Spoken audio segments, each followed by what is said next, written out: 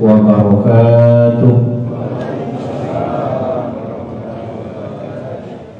Maulaya salli wa sallim daiman abada ala habibika khairil halqi kullihim huwal habibul ladzi turja syafa'atuhu li kulli qawlin minal ahwalil muqtahimi ya rabbi bil mustafa balligh maqasidana waghfir lana ma madaya wasi'al karami ya rabbi bil mustafa balligh maqasidana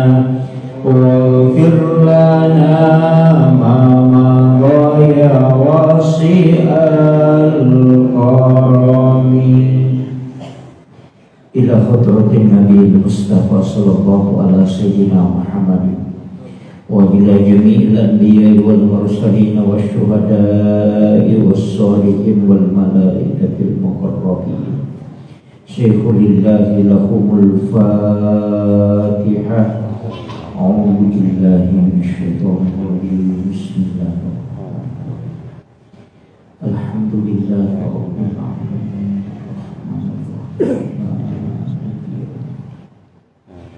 Iyyaka na'budu wa iyyaka nasta'in.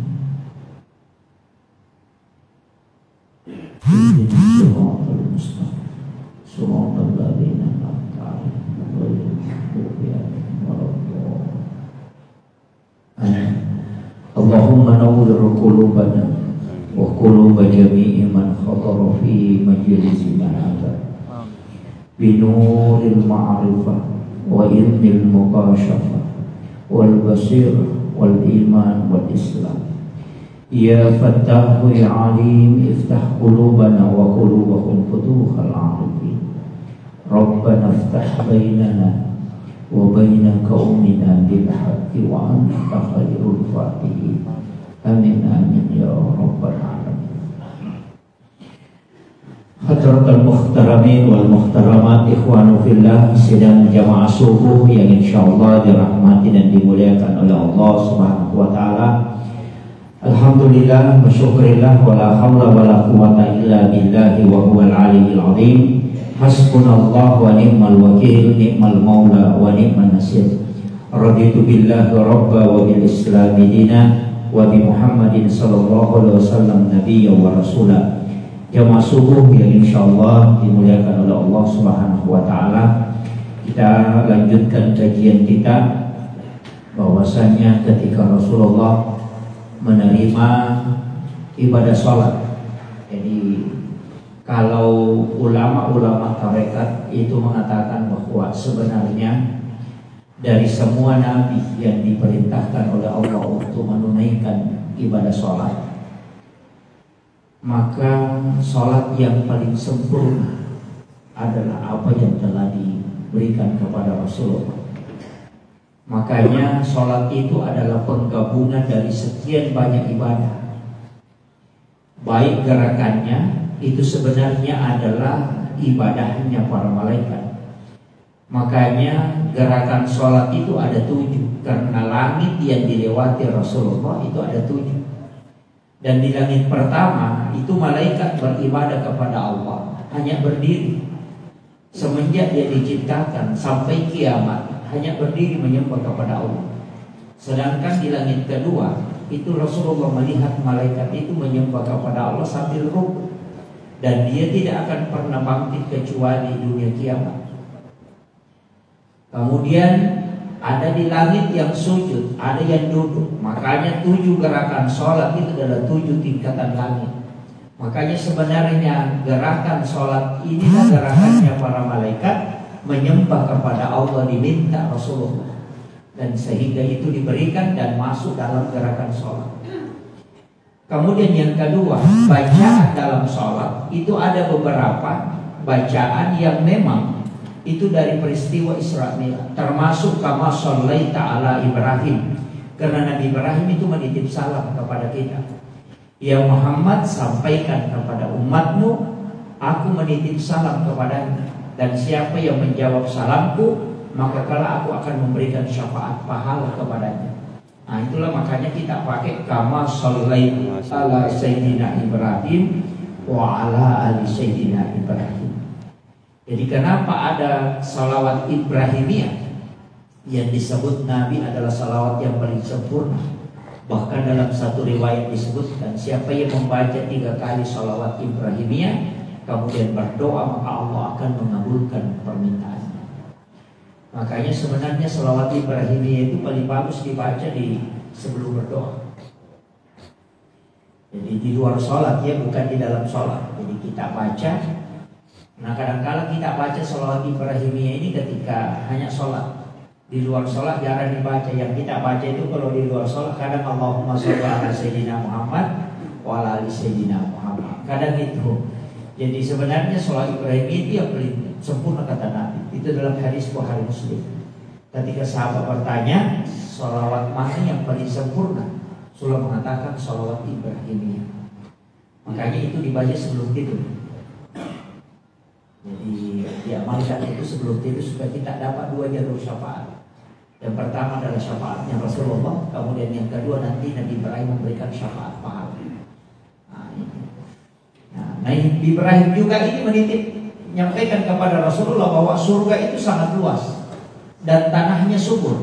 Maka saya menitip pesan Muhammad, sampaikan kepada umatmu supaya dia menanam di dalam surga. Dan tanaman yang dimaksud Nabi Ibrahim itu adalah subhanallah walhamdulillah wa la ilaha illallah wallahu akbar. Rasulullah menambah dengan kalimat la haula wa la quwata illa billahi wa huwal aliyyil azim. Maka ini termasuk salah satu zikir yang istimewa. Jadi dibaca itu subhanallah walhamdulillah wa la ilaha illallah wallahu akbar wa la haula wa la quwata illa billahi wa huwal aliyyil azim. Itu pesannya juga Nabi Ibrahim. Makanya ada beberapa keistimewaan itu. Kemudian Rasulullah turun ke Nabi Musa di langit ke-6. Nanti Nabi Musa yang bertanya, apa yang diberikan oleh Allah kepada Muhammad? Rasulullah mengatakan sholat berapa? 50. Nah di situ Nabi Musa mengatakan, tunggu dulu Muhammad. Itu agak berat. Karena satu saja yang tidak dilakukan umat Muhammad, dia akan masuk neraka. Untung ada Nabi Musa. Seandainya ini yang 50 rakaat, bukan imam yang saya pikirkan, muazzin. Belum tidur udah mau pulang lagi azan. 50 kali. Itu makanya Nabi Musa mengatakan, kembali Muhammad, minta keringanan kepada Allah. Dan Nabi ketika disampaikan umatmu dikhawatirkan kalau dia tidak mampu melakukan, maka dia akan masuk neraka. Dari situlah Nabi kembali. Dan ternyata dikurangi. Nabi turun, Nabi Musa tanya berapa Muhammad? Walau katakan Rasulullah mengatakan Allah mengurangi 5. Nabi Musa mengatakan itu masih lebih banyak Muhammad. Minta lagi kurang. Sampai Nabi itu 9 kali bolak-balik. Sampai itu tinggal 5 kali. Kemudian Nabi Musa bertanya, berapa lagi Muhammad? Rasul mengatakan tinggal 5 kali ya Musa. Nabi Musa mengatakan enggak, kembali lagi Muhammad, minta. Nabi itu sudah berpikir, setiap saya kembali 1 kali itu dikurangi 5, ini tinggal 5. Kalau saya naik pasti habis kan gitu. Makanya Nabi mengatakan tidak. Aku sudah berat malu di hadapan Allah. Kemudian Nabi Musa itu meletakkan tangan di dadanya Rasulullah. Apa kata Nabi Musa? Ahmad Ruhullah, Muhammad Habibullah. Ini lafaz yang kita baca ketika khatib duduk di atas mimbar ketika khutbah kedua. Pegang dada sebelah kanan, sebelah kiri, kemudian dengan tangan kanan, kemudian kita baca Ahmad Ruhullah, Muhammad Habibullah. Di sini baru terbukti bahwa Nabi Musa tidak ada sambutannya dengan sholat. Bukan sholat yang diminta Nabi Musa itu dikurangi, bukan. Tapi apa? Nabi Musa ingin membuktikan siapa yang lebih dicintai oleh Allah. Kemudian yang kedua, Nabi Musa itu akalnya pintar sekali. Karena di dunia dia tidak pernah melihat Allah, hanya berkalam dengan Allah. Dia minta supaya dia bisa melihat wajah Allah, tapi tidak bisa. Tidak mungkin Nabi Musa juga meminta sesuatu yang tidak mungkin. Tapi Allah mengatakan, Allah bukan mengatakan tidak mampu, dia mengatakan engkau tidak mampu Musa. Apa yang terjadi ketika Rasulullah ketemu langsung dengan Allah? Kembalinya Rasulullah itu masih melihat nurnya Allah di wajahnya Rasulullah. Maka itulah yang dinikmati Nabi Musa ketika dia bisa melihat nurnya Allah di nurnya Muhammad. Makanya Nabi Musa mengatakan, Ahmad Ruhullah, di dalam nurmu Muhammad aku bisa melihat Ruhullah. Jadi itu juga kepentingannya Nabi Musa. Jadi bukan menginginkan sholat dikurangi, cuma karena dia menikmati nurnya Allah di nurnya Rasulullah, makanya dia suruh Nabi Muhammad bolak-balik. Sama di kita, kalau ada orang yang disuka, kalau ada pacarnya orang disuka, wah, nah carikan jalan itu supaya tidak pulang. Dulu memasak dulu supaya tidak pulang, kan begitu sebenarnya. Jadi itulah yang dilakukan oleh Nabi Musa. Kemudian dia mengatakan, Muhammad Habibullah, bahwa engkau betul-betul kekasih Allah. Karena dari semua nabi yang diturunkan oleh Allah, tidak ada nabi yang pernah minta dikurangi perintahnya. Tidak ada. Nabi Ibrahim dikasih beban, dia jalankan. Nabi Musa dikasih beban, semua dia jalankan. Tidak pernah dia tawar. Nabi Muhammad menawar terus sampai dikurangi. Maka di situ Nabi Musa menangis, kemudian mengatakan, Muhammad Habibullah, betul-betul engkau kekasih Allah. Makanya kita ini umatnya Nabi Muhammad, Pak. Kalau kita masuk neraka fatal betul gitu.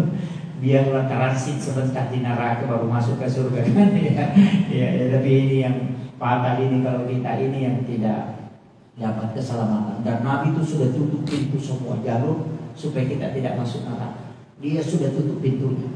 Cuma kadang kita sendiri yang buka. Ini kan gitu. Makanya saya sering mengatakan, usahakan laksanakan ini sholat, jangan tinggalkan. Ada orang Bugis itu sering bikin istilah begitu, maka dalu tumbal lagi kalau di bisnis sampai jadi. Kan biasa begitu. Iya, saya punya ulama itu mengatakan, dia pun kemakna maka dalu tumbal lagi rom di gamrolo ngapurai maka datanya gabe palolo ngapong karabawa. Artinya kalau sudah dapat apa, baru dia bilang ditimbang maka apa yang akan ditimbang dulu deh. Artinya kalau ada yang kau kerjakan, ada yang diperiksa. Kalau tidak ada yang kau bisa lakukan. Itu kuncinya. Makanya laksanakan sholat. Dan sholat ini Pak, saya pernah baca dalam satu risalah. Ini juga penting saya sampaikan. Sebenarnya sholat subuh itu adalah sholatnya Nabi Adam. Jadi saya ulang, sholat subuh itu adalah sholatnya Nabi Adam. Ketika Nabi Adam sujud, dia bertaubat kepada Allah dan diterima taubatnya itu di waktu sujud. Maka dia sujud itu 2 kali memohon kepada Allah. Dan itu ada 2 cahaya yang diberikan kepada Nabi Adam. Yang pertama adalah cahaya pengampunan, yang kedua dibukanya cahaya dari kegelapan. Makanya di waktu subuh itu 2 rakaat. Dan itulah juga disebut dengan sholatnya tubuh. Makanya jasmani dan rohani. Jadi makanya orang dulu mengatakan ia itu sampajani watak kali kan. Jadi subuh itu kan 2, jasmani rohani. Kemudian duhur itu 4, 2 tangan 2 kaki. Asar itu 4, 2 mata 2 telinga. Kemudian maghrib itu 3, 2 lubang hidung, kemudian 1 mulut. Isya itu 4, depan belakang kiri kanan. Jadi dia mengatakan itu makanya itu sempajang watak kali itu situ kan. Nah kalau masuk dalam hakikat, sholat itu kan berdiri, ruku, sujud dan duduk. Berdiri itu huruf alif. Kalau ruku itu huruf ha, kalau sujud itu huruf mim, kalau duduk itu huruf dal. Makanya tulisannya Ahmad. Ahmad itu dari mana? Sebenarnya dari penciptaan kita itu dari Muhammad. Makanya unsur kita juga kan 4. Apa unsurnya? Api, angin, tanah, air. Api itu sifatnya berdiri. Angin itu sifatnya ruku, tanah itu sifatnya sujud, air itu sifatnya duduk. Makanya juga dari Ahmad. Itu semua dari siapa? Bahkan tubuh kita kan, kepala ini tidak ada hak, timbul mim, kaki tulisannya Muhammad. Makanya orang yang sholat itu menyatukan antara Ahmad dengan Muhammad. Siapa itu Ahmad? Itulah kita di sini. Nurnya itulah yang disebut dengan Nurul Muhammad. Maka tidak ada orang kecuali dari situ. Makanya yang disebut orang itu ya sengit tahu itu sebenarnya Ahmad. Makanya Rasulullah mengatakan nanti di hari kemudian saya akan mengenali siapa yang sholat di kalangan umat. Karena sholat itu kepalanya ibadah, mukhul ibadah. Coba kalau ada orang Pak meninggal dan tidak ada kepalanya, bisa kita kenal? Gitu. Kalau ada orang di sungai itu dan tidak ada kepalanya kan tidak bisa ditahu. Tapi kalau dilihat kepalanya, oh si ada, makanya Nabi akan mengenali siapa yang sholat. Karena itu disebut kepalanya ibadah. Ini makanya kerjakan saja. Karena bilang tidak khusyuk, urusan belakang itu, yang penting kau kerjakan. Kan Allah tangguh. Tertatih-tatih kita menghadap kepadanya. Sahabat sudah tanyakan, ya Rasulullah, ada hal yang saya ingin tanyakan, tapi aku malu ya Rasulullah. Nabi mengatakan tanyakan. Dia mengatakan, ya Rasulullah, kenapa kalau aku sholat itu susah sekali untuk khusyuk? Sahabat yang lain menangis karena ternyata mengalami juga yang sama. Cuma malu tanyakan. Kami juga seperti itu ya Rasulullah. Kemudian apa kata Nabi? Tetap kerjakanlah sholat. Karena memang iblis itu, syaitan itu akan masuk di dalam sholatmu dan mencuri bertahap. Bertahap dia mencuri sedikit-sedikit. Karena Anda memang jin yang diutus hanya untuk mengganggu orang sholat. Termasuk orang yang sudah menikah itu Pak. Kalau sudah akad nikah langsung ada jin yang dampingi. Yang laki-laki itu pendampingnya namanya dasin. Yang perempuan pendampingnya namanya dasima. Itu selalu mengganggu itu. Nah itu dia bikin selingkuh orang. Lebih cantik tetangganya lihat daripada istrinya. Nah itu, karena itu jin yang merusak matanya. Makanya Nabi mengatakan setiap masuk ke dalam kamar ucapkan salam supaya jin ini tidak mengganggu. Itu yang mengganggu Pak. Dan memang dijanji oleh iblis, ketika kau bisa ceraikan orang yang sudah akad nikah ini, maka saya akan pasang mahkota di kepalamu. Itu janji iblis. Makanya Pak, kalau orang pacaran bertengkar, itu saling memaafkan. Paling tidak apa-apa saya. Tapi kalau orang suami istri bertengkar, bila memang kan, siapa suruh kau? Kan begitu. Karena kalau bicara sama laki-laki lain, dari mana Pak? Oh dari antara. Tapi kalau istrinya bertanya, dari mana? Ah bertanya dari tadi. Jadi kan begitu. Ini semua jin yang merusak ini. Dan itu banyak yang mengalami Pak. Tapi tidak ada jadi memuju kayak.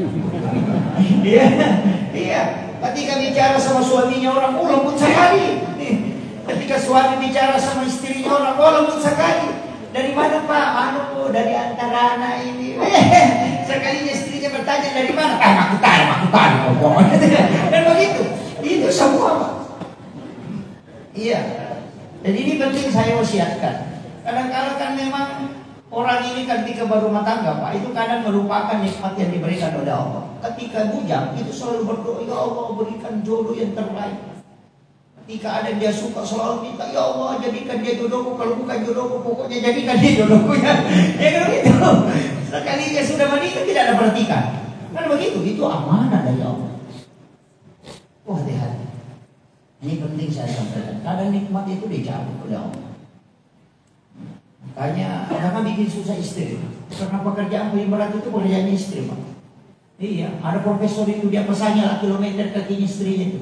Karena selalu mengeluh kalau malam sakit betisku, sakit pahaku, sakit anu bilang, kau ini tinggal di rumah selalu sakit betismu, saya pergi mengajar jalan kaki ke kampus tidak pernah sakit kakiku. Sekalinya napasangnya lah kilometer kaki istrinya, mulai sudah sholat subuh dia kasih pasak, nanti mau tidur belum dia periksa, 24 kilo.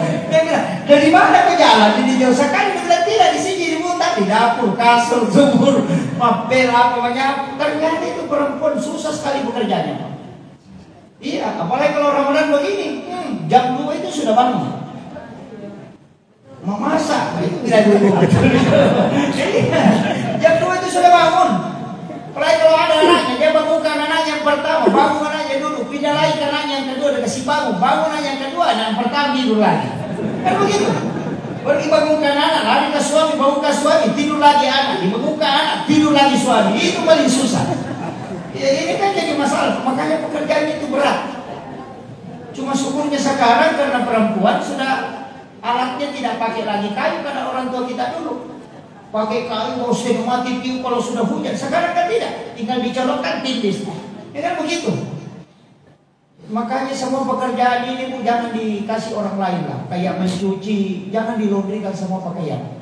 Usahakan ada pakaian suami yang tidak cuci. Karena Nabi mengatakan setiap tetesan air dari cucian itu adalah sekian dosamu yang dihapuskan oleh Allah dan sekian malaikat yang mendoakan. Nah kalau di laundry tidak ada dapat. Iya kan? Iya. Tidak ada ibu-ibu di sini dia sama laundry pakai suaminya. Iya. Tidak dapat itu. Sama kalau udah memasak itu sampai Nabi mengatakan menyiapkan minuman untuk suamimu itu sama dengan setara pahala kita. Itu luar biasa. Makanya tugasnya wanita itu datang suaminya, duduk, kemudian dia salaman, cium tangan, kemudian usap lengannya, baru tanya, apa kau disediakan kita? Teh, kopi atau itu? Begitu. Nah kita istri kalau datang kayak wartawan dari mana? Kenapa baru datang? Kenapa banyak suami lebih senang di warkop dulu daripada di rumah? Karena begitu, kayak wartawan kalau sampai belum dulu ditanya. Makanya disebut itu wanita idaman itu anggun di ruang tamu, gesit di dapur, seksi di kasur. Itu wanita idaman. Ya, ulama kita sudah sampaikan itu. Nah itu tugasnya. Kalau suamimu datang jangan banyak tanya. Biarkan dia duduk tenang, kemudian kau tanya, mau minum apa saya siapkan. Setelah itu cium keningnya, kemudian suruh istirahat. Istirahat tidur lupa, saya pergi buatkan itu makanan. Itu pasti karena kadang kita belum tidur. Dari mana? Mana? Ya, sekali pertanyaannya, nah laki-laki itu Pak, ucap kalimat yang keluar dari mulutnya itu maksimal 2.000 dalam satu hari. Maksimal. Kalau perempuan itu 9.000. Iya, 9.000. Makanya ada ulama ada dalam di Indonesia di situ mengatakan 12.000 maksimal. Kayaknya yang 12.000 itu kayak Iwati itu. Kalau ada perempuan Wati itu ujungnya itu ya itu. Fatmawati, Sukmawati, Rahmawati. Itu yang paling banyak ngomelnya itu. Tidak ada di sini.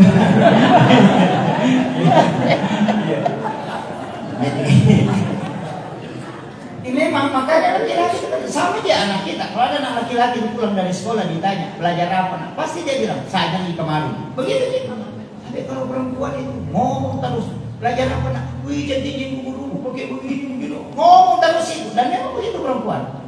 Karena ekspresinya itu harus keluar minimal 8.000 kata itu. Makanya ngomel terus itu. Makanya kalau Inggris bawah gitu nonton juga ngomong terus. Makanya kalau dia hanya wanita itu pupil matanya lebar.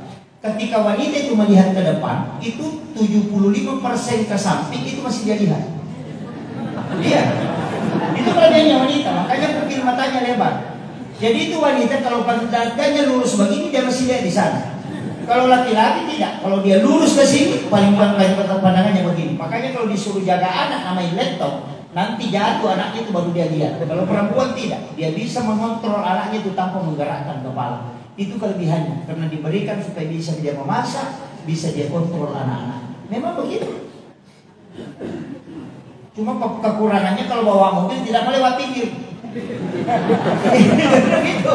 Iya, dan tidak bisa melihat peta. Itu kekurangannya wanita. Kalau dia lihat peta itu ribet, pusing kepalanya. Karena memang pupil matanya lebar. Makanya perempuan itu yang suka melihat dia orang. Sedikit saja goyang kepalanya itu langsung ke samping ke sana kelihatannya. Nah itu tetangga beli kulkas sebelah mana lagi tuh. Padahal kepalanya tidak goyang. Itu laki-laki nanti balik begini baru bisa. Itu perempuan kelebihannya. Yang kedua pinggulnya lebar. Itu bisa duduk berdiri tidak sakit lututnya. Itu kelebihannya.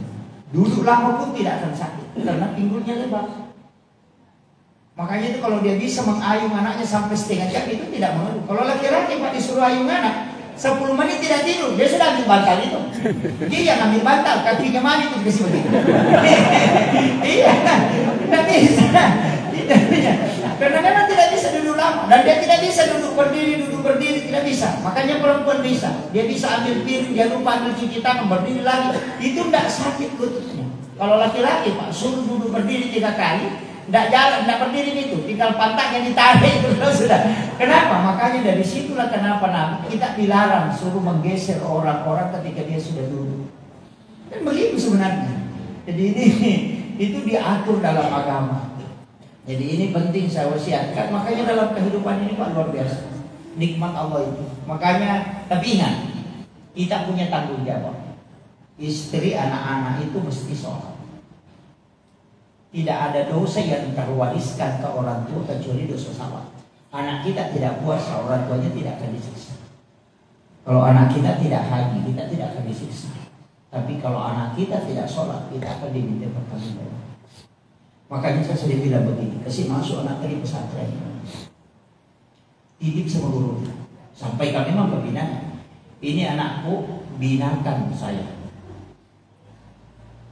Bukan kepintaran yang saya kejar, tapi akhlaknya. Kemudian yang kedua, jaga betul sholat. Kau yang tanggung jawab selama dia di sini. Pesankan memang begitu. Baru kita pulang. Nanti kalau anak kita tidak sholat, ditanya di hari kemudian sama malaikat, kasih tahu, saya sudah titip sama ustaznya, pergi tanya di sana. Dia kau pepek kepalanya kalau dia tidak sholat. Itu bukan urusan kita lagi, tapi ketika dia di rumah kita punya tanggung jawab. Dan saya sering bilang, kasih masuk anak di pesantren, kasih masuk. Karena kenapa? Kalau dia di pesantren, nanti keluar jadi preman, tidak usah khawatir. Kalau keluar dari pesantren dan jadi preman, jangan khawatir. Kenapa? Dia sudah belajar bacaan sholat, dia sudah belajar agama. Nanti kalau mau sadar, tinggal melakukan kembali. Tapi kalau orang tidak masuk pesantren belajar agama mau sadar, di mana mau sadarnya? Dan tidak ada tetap. Kan begitu. Jadi sejahat-jahatnya alumni pesantren, dia masih bisa jadi imam kalau dia sadar. Iya kan gitu? Iya kan? Karena dia sudah belajar agama dan kita kan lepas di situ. Makanya saya mengatakan kasih masuk ke pesantren. Dan bila tidak mau dia masuk ke pesantren, Ustaz, gampang. Bawa saja, kasih tahu saja anaknya. Pergi mau anak dulu di situ mendaftar. Biar 3 hari aku baru pulang. Kalau 3 hari dia mampu kok. Yang penting masuk kok. Nanti dia masuk berdoa, ya Allah, saya titip di rumahmu ini. Aku minta tanamkan hatinya supaya bisa belajar agama. Nanti kalau lari bukan urusan tak. Nanti dia kemudian bilang, saya sudah kasih masuk, nah dia lari. Dia kunci yang lari. Kan selesai urusan. Tapi kalau kita tidak kasih masuk, pasti nalawang ke anak nanti dari kemudian. Apalagi makan apa tidak suruh ke masa pajak dia bapak kak. Iya, ini penting saya wasiatkan. Makanya saya bilang sejahat-jahatnya anak pesantren, dia mesti tahu agama. Kalau dia mau sadar gampang jalur pulannya kan gitu. Iya, karena kita yang sekarang ini kan sudah ada kadang orang mengatakan waduh menyesal tidak masuk dulu di pesantren. Kadang begitu. Saya itu masuk pesantren Pak hanya menghindari perintah orang tua. Terus terang. Awalnya saya itu masuk pesantren karena di rumah itu selalu ada pekerjaan. Sebelum pergi sekolah sudah dikasih tahu nanti pulang kerja ini, nanti pulang kerja ini. Saya bilang kalau masuk pesantren tidak disuruh lagi. Iya tuh. Makanya juga salah satu caranya itu membuat anak itu supaya dia masuk pesantren kasih banyak perintah itu. Suruh ke sini, suruh ke sini, suruh kerja ini, suruh kerja ini. Pasti dia lari itu. Saya bilang banyak sekali perintah kalau di rumah mau ngapain ke pesantren supaya tidak disuruh-suruh. Dan begitu. Awalnya saya begitu Pak. Tapi itu juga yang menutup ilmu. Karena saya ngaji tasawuf baru dikasih tahu. Kau tinggalkan rumahmu untuk belajar agama, sebenarnya bukan belajar agama, tapi hanya untuk mengelabui orang tua. Dan itu mursyid bisa Pak. Makanya saya disuruh taubat. Kenapa tidak bisa masuk ilmu kalau tidak kau bertobat?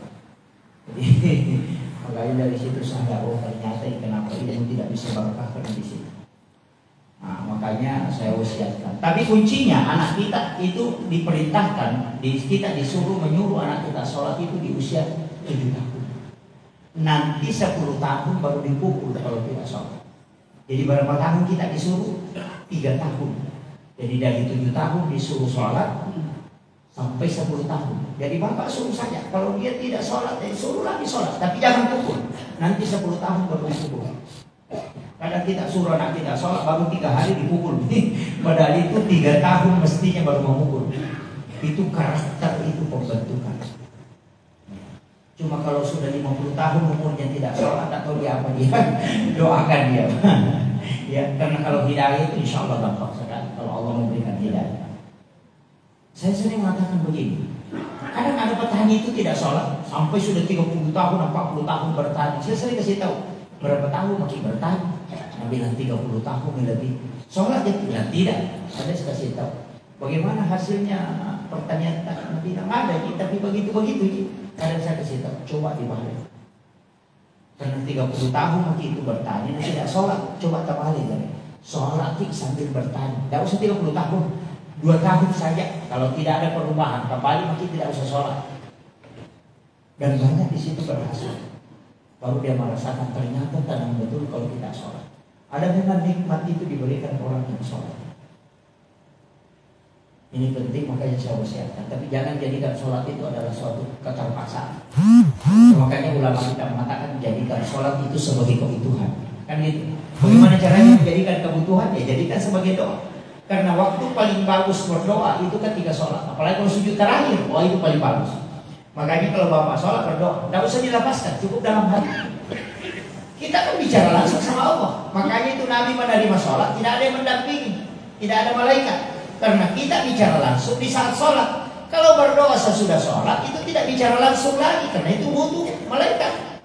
Jadi malaikat itu ada waktunya, dia tidak urus kita. Kapan? Ketika kita sholat, dia mengatakan urusanku dengan Tuhanmu.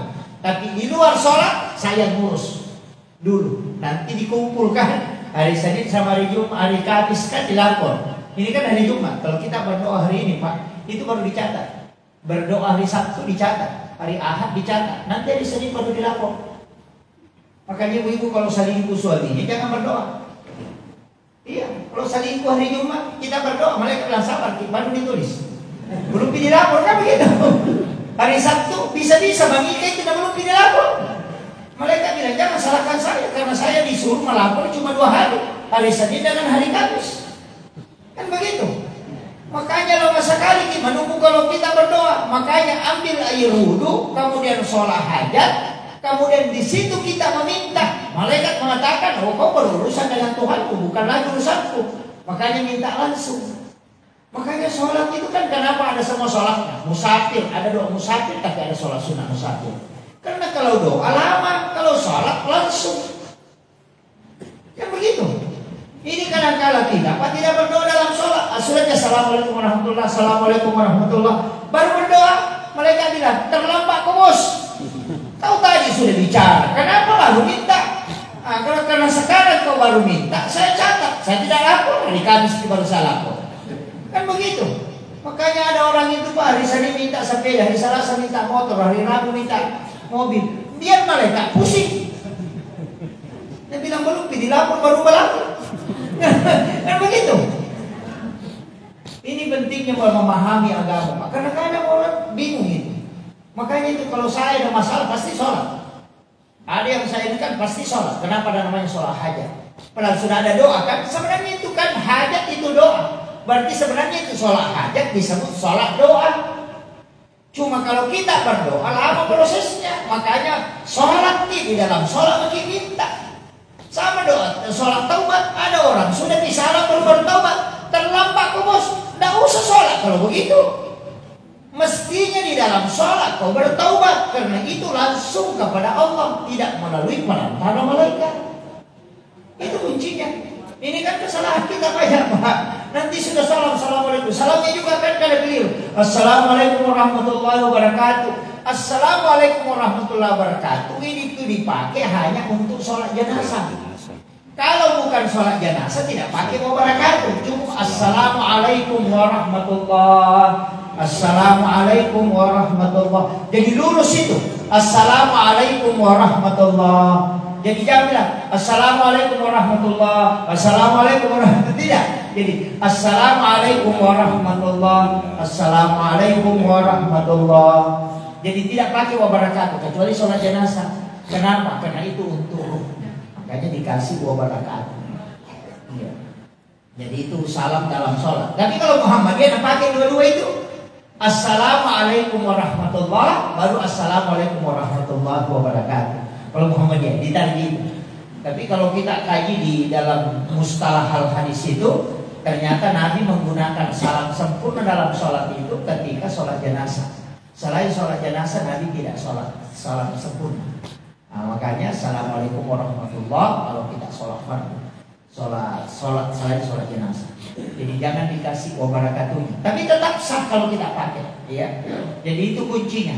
Makanya dalam sholat ini penting kita pakai gunakan. Pokoknya ada masalah istihara, ada kita anukan istihara. Tapi istihara itu kan ada beberapa, Pak. Termasuk saya kasih tahu satu istihara. Tapi ini hanya kita dipakai. Yang rekam ini jangan kalau dikat nanti. Saya dapat ilmu ini itu di Aceh. Ketika ngaji tasawuf sama guru Syekh Muhammad. Tuh tasawuf akhlak. Guru itu ada sepupunya datang bertanya, Pak Kiai, dia bilang begini, Pak Kiai, itu kemana Kanta ada yang lama, ada mau melamar, itu dari Sumatera. Dia bilang, guru tak tanya, kau minta persetujuan saya atau hanya memberitahu? Dia bilang, mohon petunjuk tahu apakah ini terbaik atau tidak. Jadi guru tak itu cuma masuk sebentar, masuk dan selalu terjaga dengan wudhu dia. Masuk, kemudian saya perhatikan dia ambil Al-Quran, tidak sholat, ambil Al-Quran sejenak itu dia ada yang dia baca, kemudian dia buka. Setelah itu dia tutup, kemudian dia keluar, dia kasih tahu bilang, jangan kau terima itu, nanti kalau datang. Karena dia bilang orang itu ada masalahnya. Satu minggu kemudian kembali lagi itu bertanya. Dia bilang orang itu sudah mau datang. Dan kalau datang jangan terima. Baru dia kasih tahu, kalau kau mau kasih menikah anakmu 2 kali terima. Jadi itu diam, tidak ada siapa sih di situ duduk. Kemudian dia bilang orang itu ada istrinya. Bilang begitu. Kemudian ternyata lama-lama itu ada 1/2 bulan. Kemudian datang lagi kasih tahu guru tidak sana di Kiai. Bilang kenapa? Dia penghafal Al-Quran. Dia pembina pesantren penghafal Al-Quran. Guru tadi bilang dia bukan penghafal Al-Quran, dia cuma penghafal 30 lembar. Dengan lembar nyata itu hafalannya dipakai untuk jadi imam Ramadan. Jadi 1 lembar 1 juz. Makanya 30 juz 30 lembar. Itu jadi dia tidak hafal 30 juz. Dan ternyata tetap kuat. Dan betul ada istri. Di situ kalau saya mengatakan apa yang ditahu guru tadi hanya membuka Al-Quran sejenak sehingga dia bisa tahu. Dari situ saya minta. Dan beliau tidak kasih. Dia cuma bilang ada waktunya nanti kau bisa ambil. Belum waktunya. Saya bilang kapan saya bisa. Hampir 1 tahun itu saya minta lagi. Karena ada beberapa orang sering datang bertanya dan itu dia pakai. Saya minta nanti mau pulang itu baru dia kasih. Saya hampir 8 bulan minta. 8 bulan ngaji itu baru bisa dikasih. Jadi dia ajarkan langsung suruh berwudu masuk ke kamarnya, kemudian beliau ajarkan. Makanya saya ingin sampaikan ini bukan untuk di umum ya, tidak bisa pakai.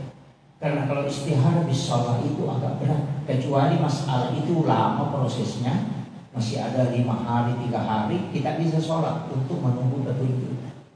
Tapi kalau mepet, hari itu orang langsung melamar, kita mau bilang apa? Nah waktunya sebentar, waktu mau sholat, nggak tahu bagaimana petunjuknya kalau sholat, apakah melalui mimpi atau melalui apa? Karena kan kita, termasuk kalau saya kan masih jauh dari Allah, makanya agak berat untuk koneksi langsung. Nggak sama sahabat, nggak sama ulama, waliullah. Itu kalbunya bisa terbaca langsung ketika ada masalah. Makanya kalau sholat itu butuh proses lama. Dan yang paling cepat itu disebut istihara bil Quran. Yang melakukan pertama istihara ini adalah Muaz bin Jabal ketika Rasulullah wafat. Jadi itu caranya ketika ada masalah kita mengetahui, ambil Al-Quran dalam keadaan ada wudu, kemudian tidak pegang, tidak usah sholat, pegang saja Al-Quran itu, kemudian bertawassul baca ila khadratin Nabi Mustafa sallallahu alaihi wasallam Muhammadin al-Fatihah, baca Fatihah sampai terakhir. Kemudian yang kedua ila jami'il anbiya wal mursalin wasyuhada wasyolihin wal malaikatil muqarrabin al-Fatihah, baca Fatihah sampai akhir. Baru wa ila ummi, sebut nama ibu, baru kirimkan Fatihah. Baru wa abi, nama bapak, baru Fatihah. Dahulukan ibu. Kalau bapak yang dahulukan itu tidak terbuka. Jadi ibu didahulukan baru bapak. Setelah itu tutup mata sambil sampaikan hajat kita kepada Rasulullah dan juga kepada Allah. Kemudian kita pelan-pelan buka, acak di tengah-tengah. Jangan dipikir kiri kanan, jangan. Itu bagian tengah-tengah. Buka saja secara acak di tengah-tengah, langsung buka. Di sebelah kanan itu kita hitung 7 baris. Bukan 7 ayat ya, 7 baris. 1, 2, 3, 4, 5, 6, 7. Baris ke-8 kita baca. Kalau di baris ke-8 itu langsung menyebutkan neraka, jangan lanjutkan. Itu musim.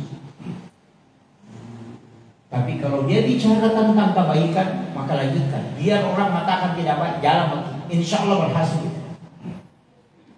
Itu penting. Bahkan Al-Quran itu kadang bicara langsung. Di situ kita tahu, oh ini begini. Makanya ada ulama biasa mengatakan, bisa kau buka usaha ini tapi hanya 2 tahun. Lewat 2 tahun berhenti kau, karena rugi kau nanti di ujung. Itulah yang dipakai ulama-ulama kita. Makanya kalau ada orang lama dia, kalau mau ditanya orang baik pasti bilang baik. Siapa yang mengetahui ke depan 5 tahun, 10 tahun ke depan apa dia cocok? Periksakan melalui istihara Al-Quran. Langsung itu Pak. Ada orang yang ngajak kita bersama buka Al-Quran. Bahkan orang sakit itu bisa kita bukakan. Itu dia disebut dengan istihara bil Quran. Jadi istihara jalan pintas. Itu tanpa melalui sholat. Langsung saja dia tuhin. Apalagi kalau pas potongan ayat mengatakan zalim atau kemurkaan, oh jangan. Stop, memang tidak akan berhasil. Makanya jangan sembarang membuka sesuatu Pak. Kayak buka usaha sembarang lah, buka saja. Tidak istiharakan. Karena setiap orang itu ada jalur rezeki. Dan itu jalur rezeki tidak sama. Ya, kadang begitu kan. Orang tanam jamu kita ikut-ikutan. Orang berhasil kita tidak. Karena memang bukan di situ jalurnya. Dan banyak juga orang keliru itu Pak. Ketika dia melakukan sesuatu, ada usaha yang dia lakukan. Dan usaha itu mulai berhasil. Setelah berhasil, buka usaha besar, dia tinggalkan itu. Itu keliru betul itu. Di situ banyak orang rusak. Makanya kalau kita jual kue di awal, nah kita berhasil karena jual kue, biar ada showroom motor, tak showroom mobil, jangan tutupin jalur kue. Karena di sini mata air res kita.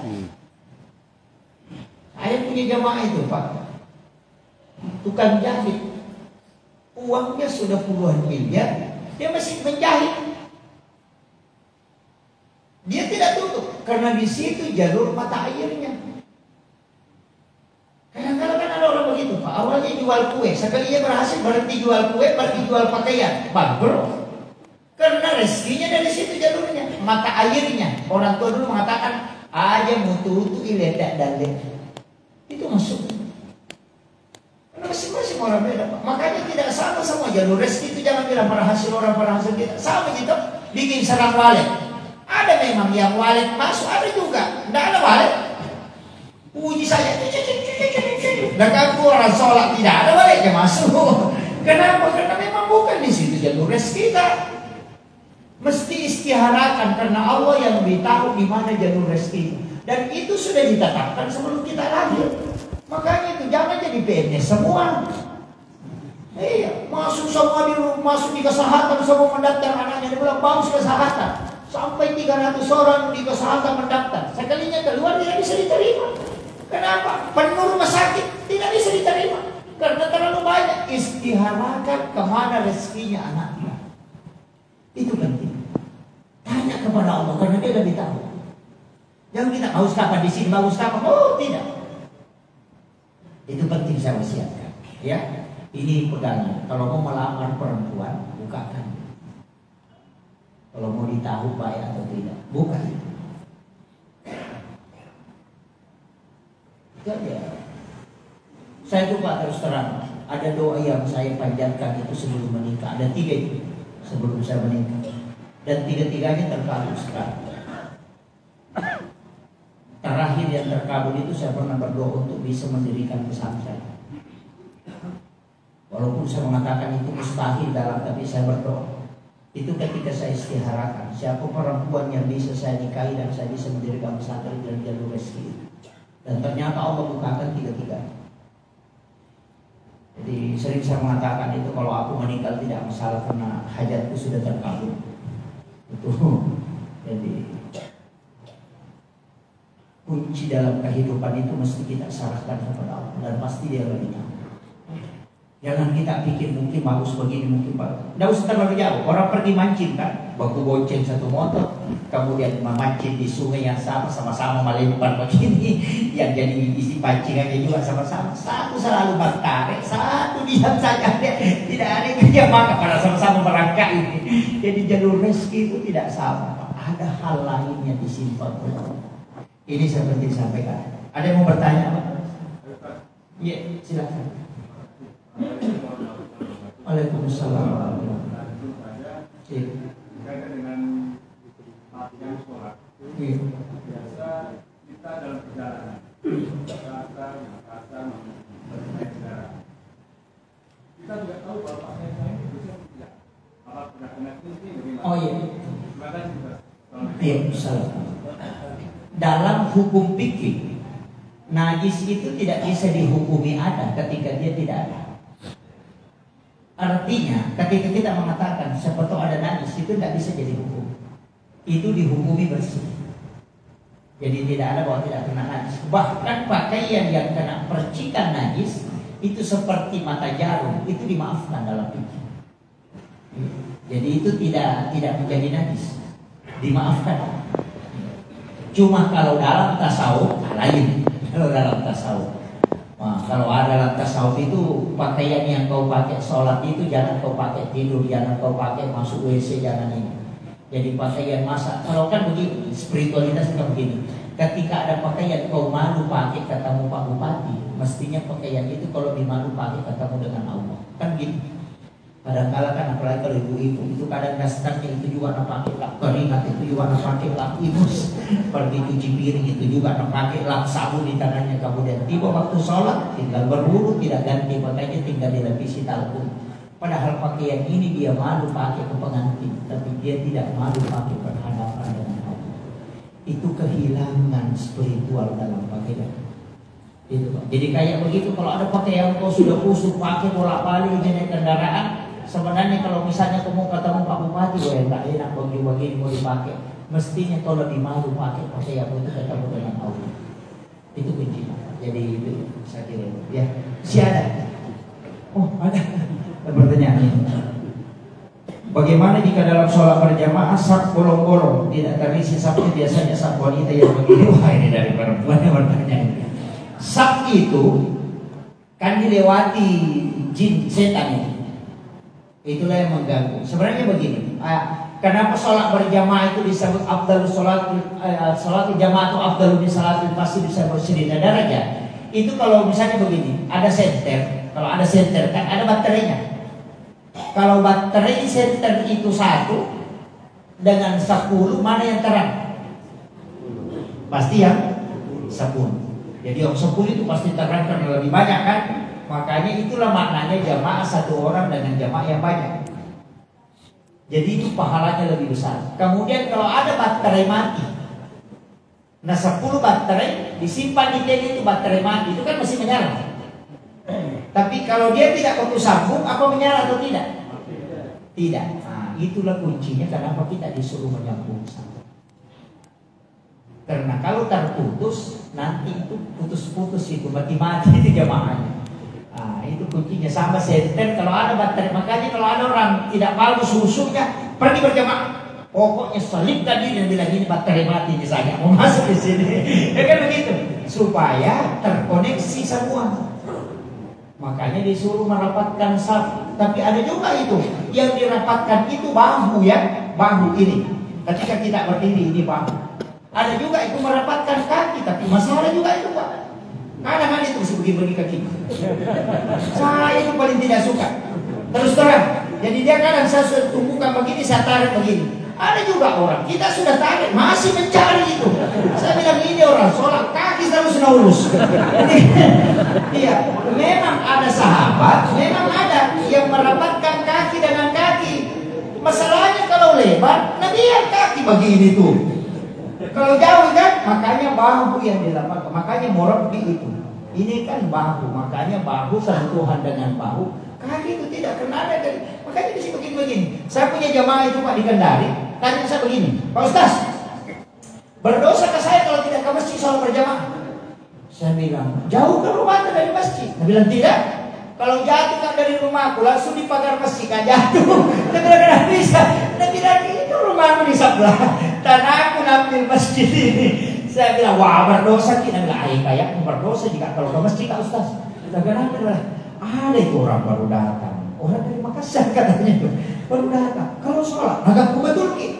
Saya bilang bagaimana caranya kan? Bilang lagi itu kakinya selalu geli sekali. Kita sudah tarik, datang lagi begini.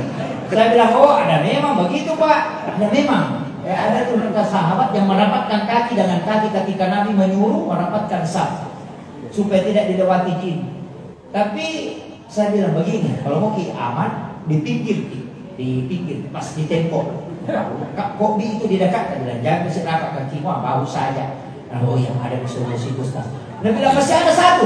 Saya bilang apa? Bilang ini kalau matanya ini juga mau putar-putar begini, lompat-lompat jadinya itu juga mengganggu-ganggu. Saya bilang kalau itu bukan dia yang salah, kita yang salah. Dia bilang kenapa? Saya bilang Rasulullah bilang kalau kau tahiyat syahadat lihat telunjukmu bukan telunjuknya orang disuruh boleh matamu yang salah.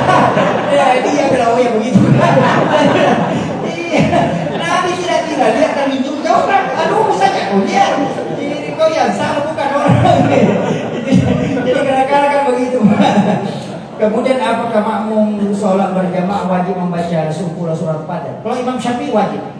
La sholat liman layat gerak di Fatihatil kitab. Tidak ada sholat bagi yang tidak membaca Fatihah. Makmum wajib membaca. Jadi kapan dia baca, boleh dia mengikuti imam, boleh setelah imam. Kalau imam kita akan di sini paham betul. Itu pas selesai dia akan berhenti kasih kesempatan kita. Itu Syafi'i itu. Kasih haknya makmum untuk membaca Fatihah. Karena la sholat liman layat gerak di Fatihatil kitab. Tidak ada sholat bagi yang tidak baca Fatihah. Kalau Imam Malik tidak usah. Kenapa? Karena kalau sudah mengatakan makmuman, kemudian ada hadis mengatakan qiraatul imam, qiraatul makmum.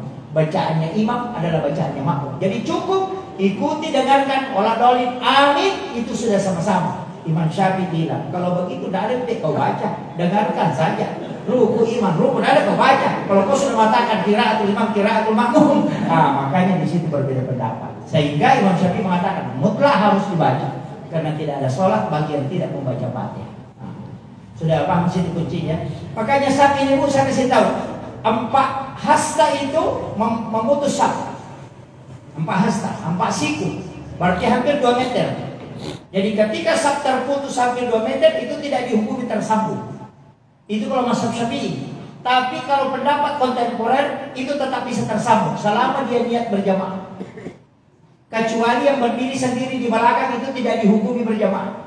Makanya kalau kita sholat, nah ada tinggal satu di belakang, tidak ada tamaniki, mestinya di kopi itu di depan baru kita bisa maju ke depan atau mundur orang ke belakang. Itu kuncinya. Jadi jangan berdiri sendiri karena yang sendiri itu di belakang saf itu tidak dihitung berjamaah, cuma sholat sendiri di tengah orang banyak. Ya itu kuncinya. Jadi saya kira itu yang penting saya sampaikan. Makanya saf itu tolong diisi. Tapi saf perempuan yang paling utama itu di belakang, bukan di depan. Kalau laki-laki di depan. Jadi saf wanita itu di belakang. Dia menyambung ke depan, bukan menyambung ke belakang kalau perempuan. Makanya laki-laki itu menyambung ke belakang, kalau perempuan menyambung ke depan. Makanya dikasih full di belakang, baru diisi ke depan. Jadi kalau mau ambil yang paling utama, isi paling belakang. Itu saf perempuan. Kalau laki-laki yang paling depan. Cuma susah Pak laki-laki, karena disuruh maju tidak mau. Ditarik sajadahnya maju, orangnya tidak mau maju. Tidak masalah. Ya, saya kira ini yang tadi saya sampaikan. Ini sudah setengah. Jadi akhirul kalam, wallahul muwaffiq ila aqwamit thoriq. Assalamualaikum warahmatullahi wabarakatuh.